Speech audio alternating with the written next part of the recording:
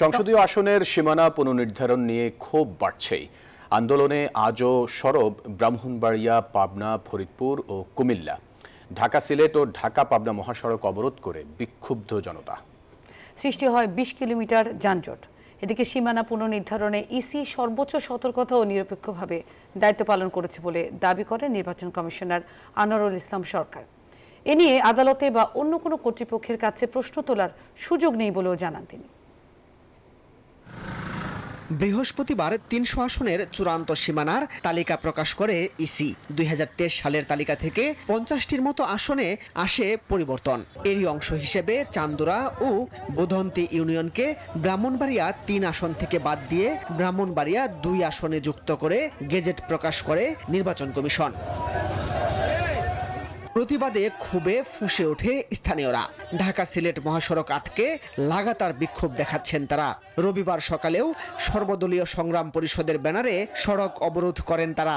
এতে সৃষ্টি হয় একমাত্র স্মার্ট সিটি বসুন্ধরা, আধুনিকতায় এক ধাপ এগিয়ে।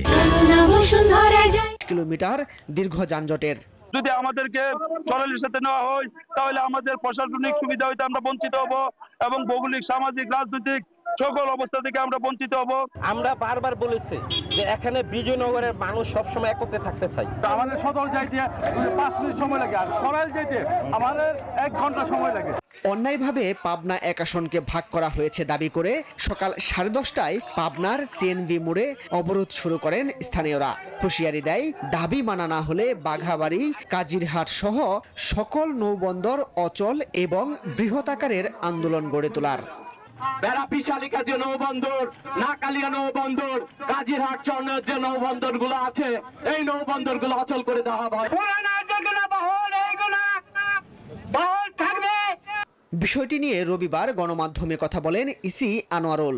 জানান, সীমানা পুনরায় নির্ধারণে ইসি সর্বোচ্চ সতর্কতা ও নিরপেক্ষভাবে দায়িত্ব পালন করছে। কমিশন মনে করে যে এটি সর্বোচ্চ সতর্কতা এবং বিচক্ষণতার মাধ্যমে নিরপেক্ষভাবে এই কাজটি শেষ করেছে। এরপরও ইসি অংশীজনদের সাথে সংলাপে বসবে বলেও জানান তিনি। টুলসেরা বিশ্লেষণ করে। মাসুদ সুমন, নিউজ 24, ঢাকা।